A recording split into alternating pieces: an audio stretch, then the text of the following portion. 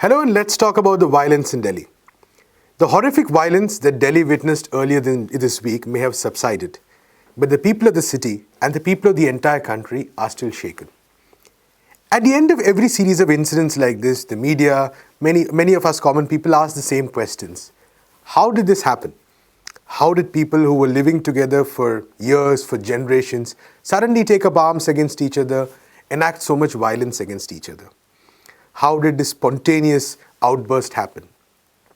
But a study of riots in India, and there have been so many over the years, shows that no riot is an accident. There is no demon which seizes people which suddenly forces them into violence one fine day. Every riot is the result of political, institutional and economic reasons among others which caused them. We'll be discussing more about this, but first let's take a quick look at the developments over the past 24 hours. The Home Ministry has said that no major incident has taken place in Northeast Delhi in the past 36 hours. Meanwhile, the official death toll has risen to 42. 48 FIRs pertaining to clashes, loss of lives, property, etc. have already been registered, and many more are likely to be registered in the next couple of days. The police has detained or arrested 514 suspects for questioning so far. Further arrests would be effected in the course of the investigation, the Home Ministry has said. Aam Aadmi Party leader Tahir Hussain was suspended from the primary membership of his party on Thursday evening. This is after he was charged with murder and arson in connection with the death of Ankit Sharma, an Intelligence Bureau employee.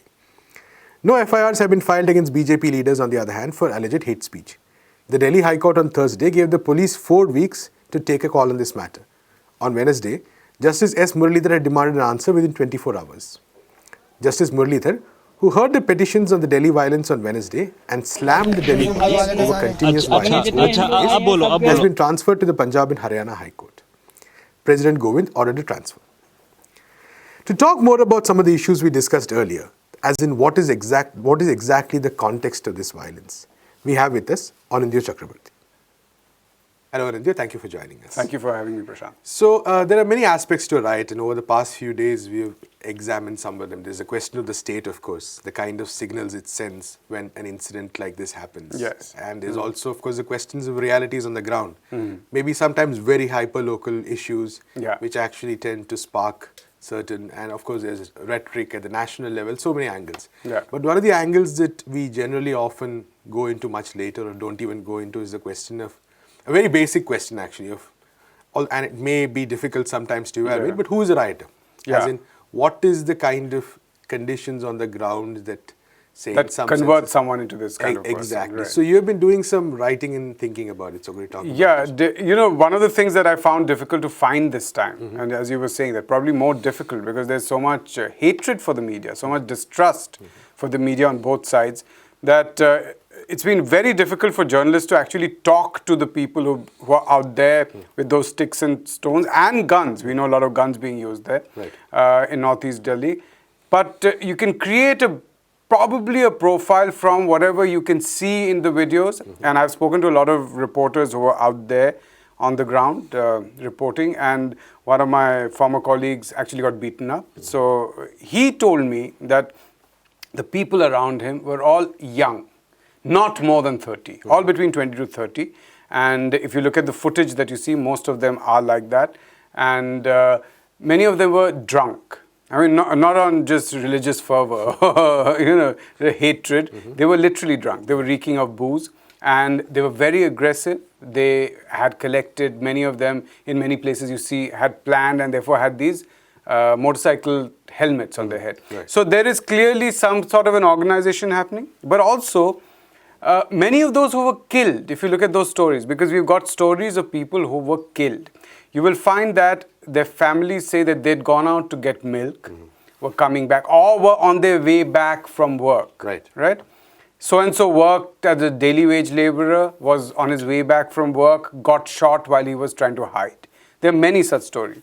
So the chances that someone who has daily work is going to go out to riot is very low, because we know the condition of the economy right now. No one can afford to give up a day's wages unless they're actually being paid for rioting, which I don't think has happened this time. So that's the first thing we know.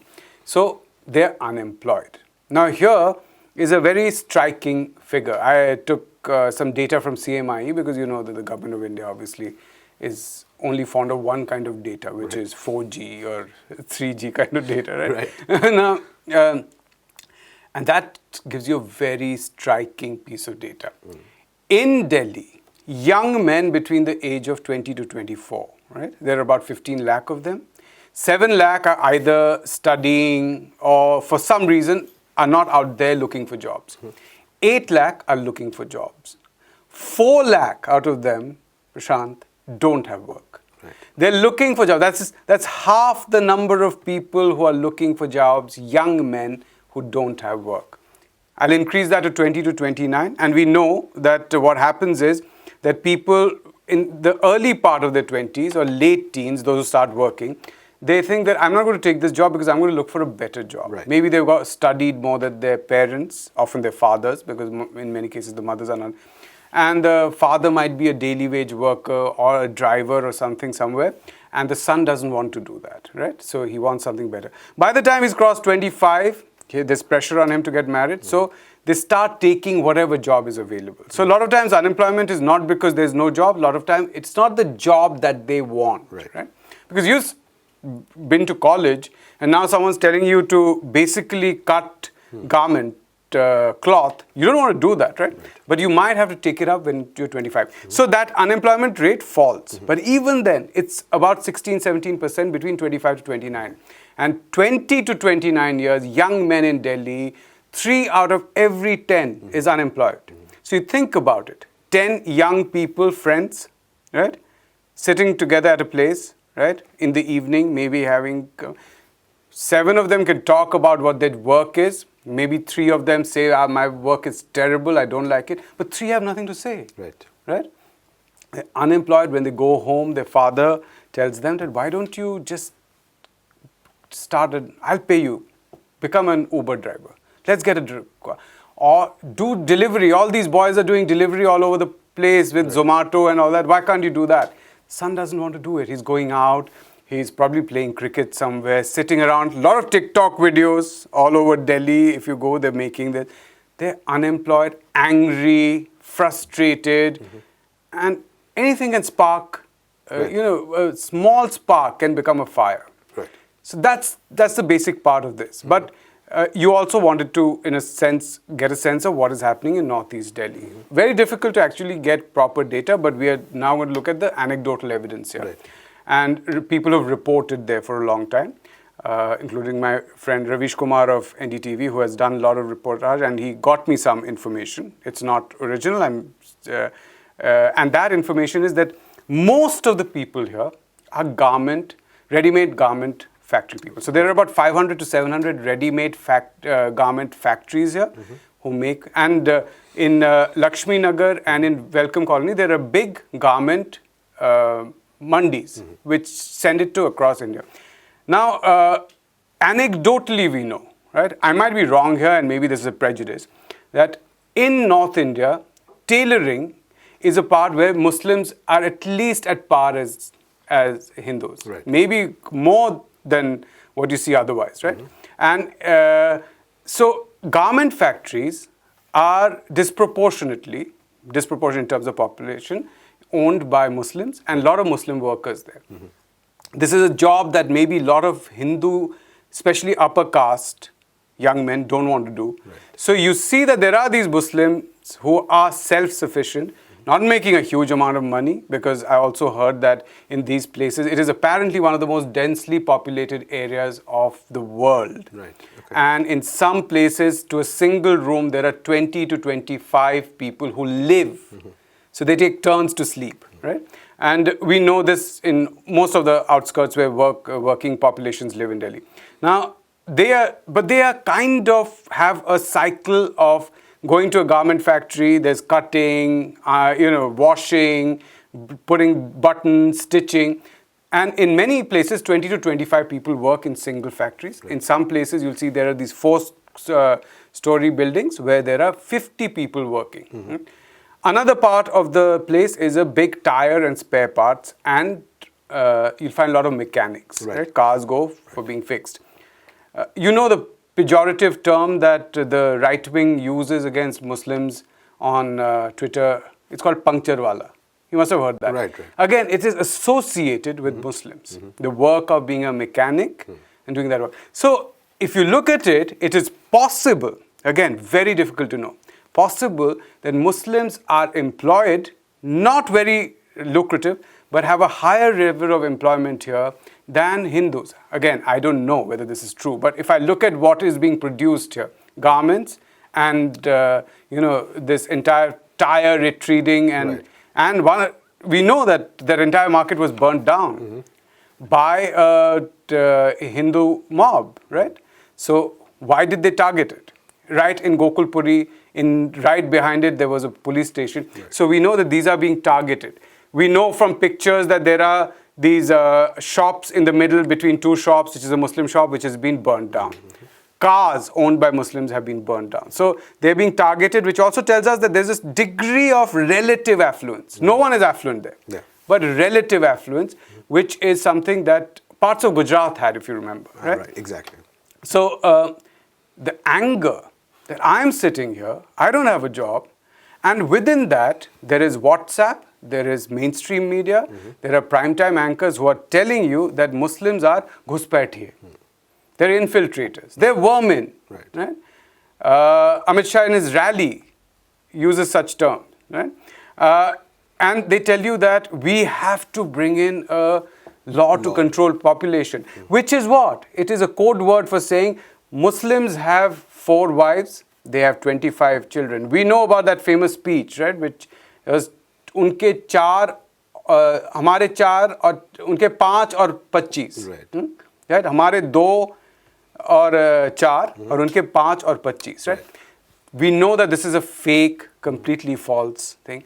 But does the average person know that? No, they don't. So it is a very easy ground which has been created over 6-7 years, where the Muslim is seen as an enemy, right? And there is also a sense that if we go out and take it over, if we attack them, the state is with us. Exactly right. The state is ours, right? So there is on the ground these unemployed people, frustrated, angry. Many of them probably are bodybuilders, right? Because a lot of spare time.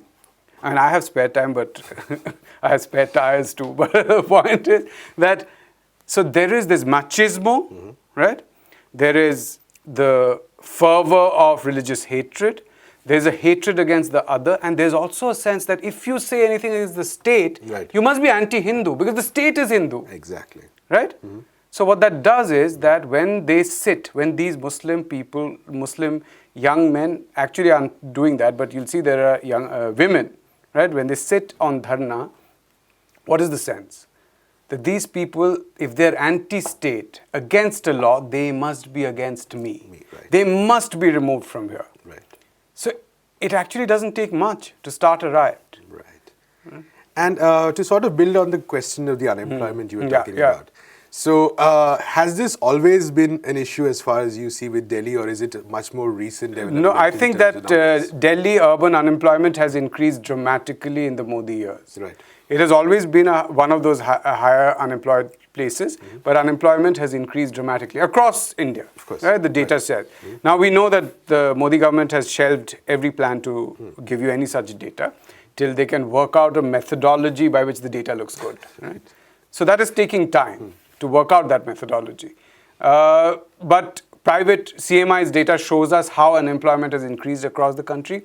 And Haryana and Delhi are one of the worst.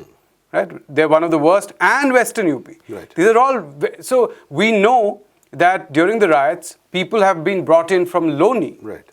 Right. So one of the things that happens when you're unemployed, but there is a degree of affluence somewhere, is crime increases quite significantly. Northeast Delhi, which is a great place for these kinds of trade. It's a kind of trading hub. It has manufacturing, a lot of these small factories, as we call it, right? Is also the place with the highest murder rate. Again, this is information that I've got from crime reporters. And this is not the kind of murder where a husband kills a wife or a wife kills a husband with a table knife or plans and poisons them. Right. This is a full gang war movie style, where a person comes, 2-3 people come on bikes and fire 100 rounds. So there are two gangs here, big gangs, Chenu and Nasir gang in this area, and they each have hundreds of people working for them. Right. We know what happened after the 93 Mumbai blast, right? The gangs, which were actually quite secular, suddenly got split into Hindu-Muslim gang. Right. I don't know whether that has happened in Northeast Delhi over the past few years. It is not unlikely, right? Because of the communal kind of polarization that has taken place. Right. The communal polarization, even in the Delhi elections, actually worked the most here. So the 7 seats. Exactly. Yeah, The map shows that, right? Yeah, the 7 seats, if you look at the total vote share, AAP has 49% and BJP has 45%. So AAP has slightly less than its overall share, and the BJP has significantly more than its overall share. And maybe AAP would have been 45% unless if Arvind Kejriwal hadn't recited the Hanuman Chalisa. Yeah. But it does look like systematically there has been over the years there's been a gradual.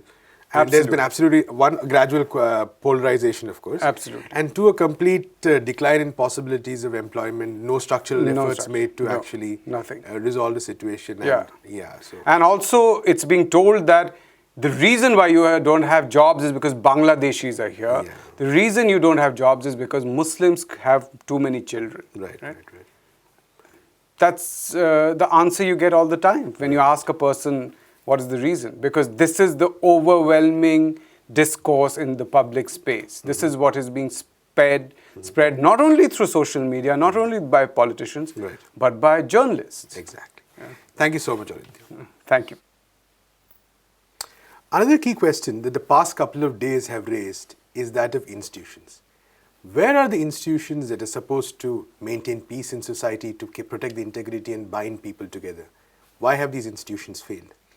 Yet again, this is not a case of a sudden abdication of responsibility by these institutions. This is actually a long-drawn process. And to talk more about this, we have with us analyst Gautam Navlakha. Gautam, thanks for joining us. Thank you, Prasanth. So Gautam, we have seen the NSA has been deputed to handle the situation in Delhi. And you already written about it, how it's a very ironic situation, so to speak, that the National Security Advisor, whose mandate is really not to, say, deal with issues in a particular part of a particular city, is being assigned to this. And this is accompanied the fact that in the media, among people on the ground, there is a general sense of complete loss of faith in the institutions that are supposed to protect their very basic rights. So how do you see this situation coming up in the first place? What are the processes that have led to where we are today? Well, one can go back to the transfer of power in 47 and the Constitution and the fact that the Indian Police Acts and rules and laws were never changed in tune with our Constitution, because once we got in 1950 our Constitution, it should have brought the police acts, which were formulated under the colonial era, should have been dispensed with. Police should have been transformed from being a model as a paramilitary force in defense of the British Empire to one which was a community police, which inspired trust and faith in people and confidence that they would be there now. For once now, the police will be there to protect their life and liberty. That is one part of it, and that is a long-standing problem we had to deal with. And notwithstanding that, and even with that limitation in mind, it is still possible under the standard operating procedure that all police have of dealing with riotous situation. They could have brought this situation under control within less than 24 hours.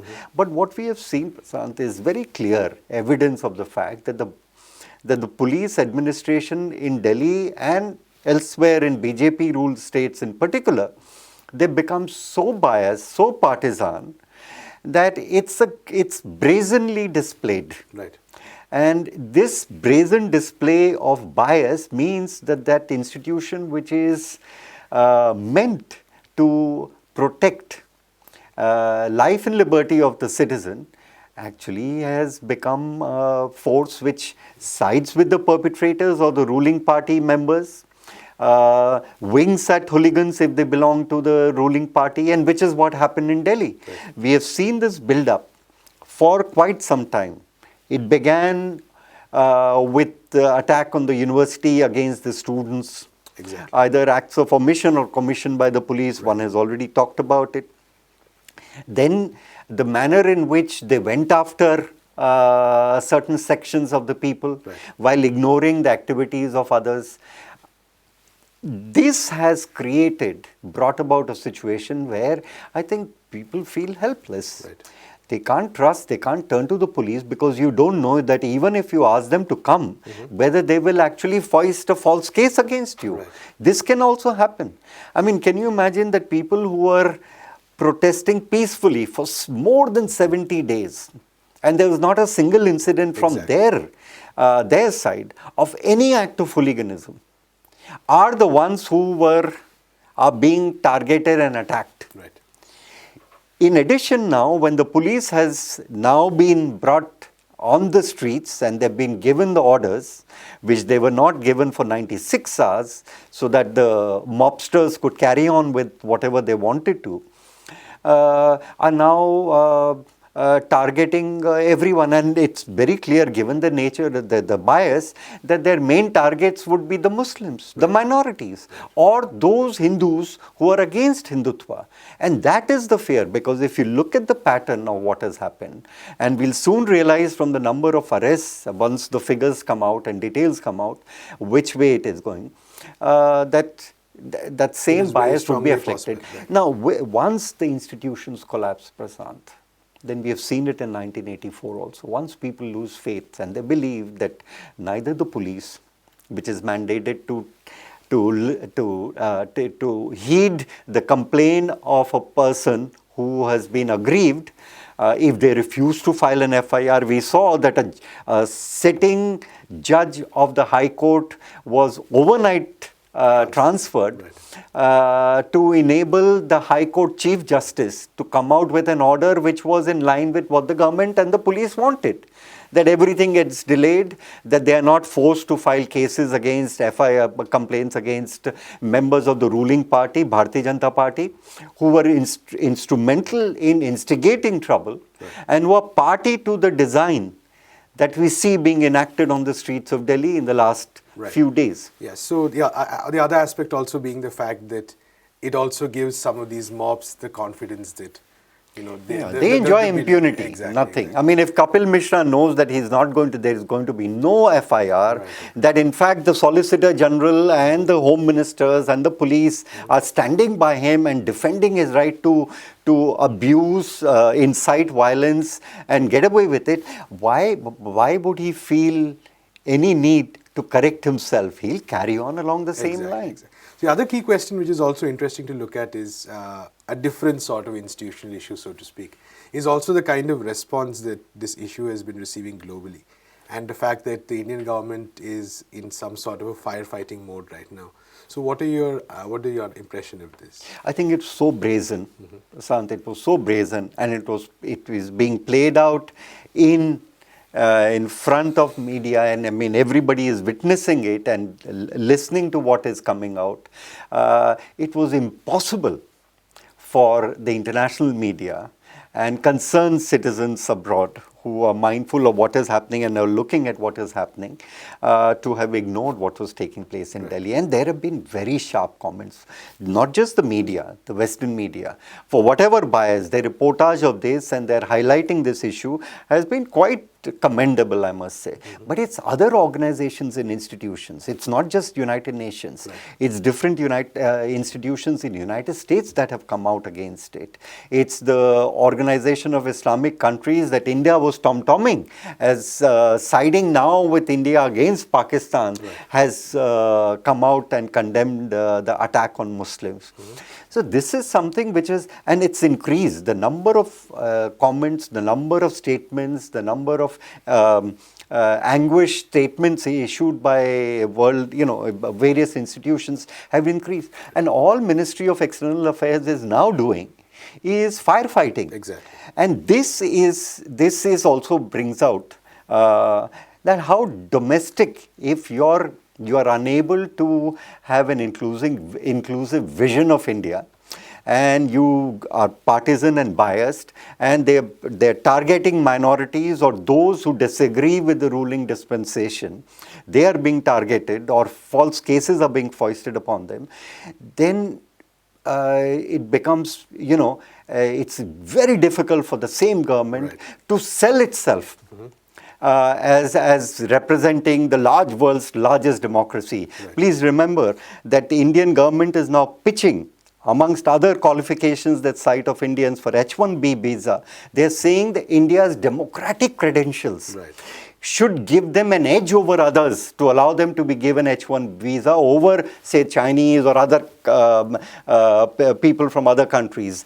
After this incident, I think Indian Ministry of External Affairs may have to redo and rethink and reshape its approach, because democratic credentials are certainly not what India can sell to the world. Thank you so much, Gautam. That's all we have for this episode of Let's Talk. We'll be back on Monday at 3 p.m. with the latest news developments of the day.